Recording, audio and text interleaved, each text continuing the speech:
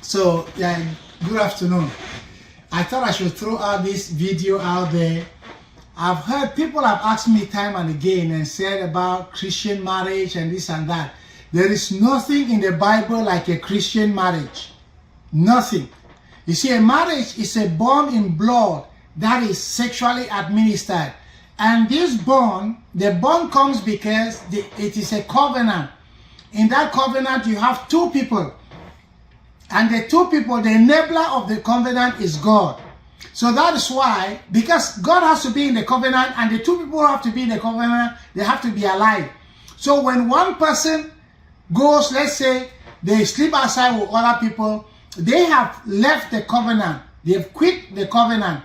And because they have quit the covenant, the other person can be replaced. That is why the Bible says that you can only divorce because of adultery or because of sexual immorality.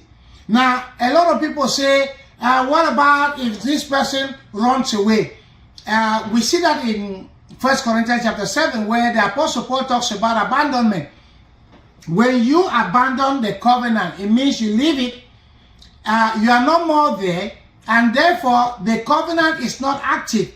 Remember, that is why the Bible says that God is the God of Abraham, the God of Isaac, the God of Jacob, and the God of the living, and not the God of the dead. So, because when Abraham died, there needed to be another person to be present in that covenant for it to be active. That's why Isaac took his place. Now, at that moment, we're talking about the federal Godhead, the federal head theory, or the federal headship. But in marriage, where the two people come together, all they need is a witness with the enabler. There is nothing like a Christian marriage. Now, if you think that going to church and getting married, that is when you've been married, then what about the time when marriage was not being celebrated in the church? Because it took quite a long time before marriages were being celebrated in church.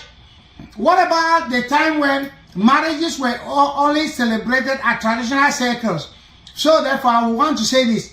If you go to your village, you take your wife or your fiancé and you present them to your family, you give them a cock or a drink, and they say you are married, you are married. Before the eyes of God, you are truly married.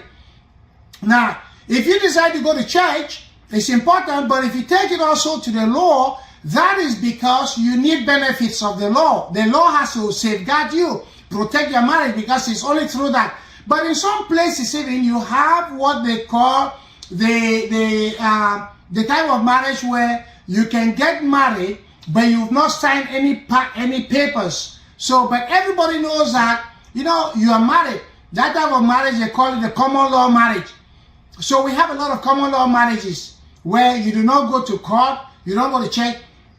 The church does not establish any, whether religious or legal basis for marriage.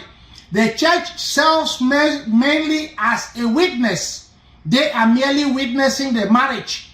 And so the celebration of the marriage, the fulfillment, everything, that doesn't matter anymore. What matters is the covenant that the two people have entered into before God, and God is the enabler of that marriage. Now, if you want the marriage to work, then at that moment, you must follow the conditions laid down in the covenant.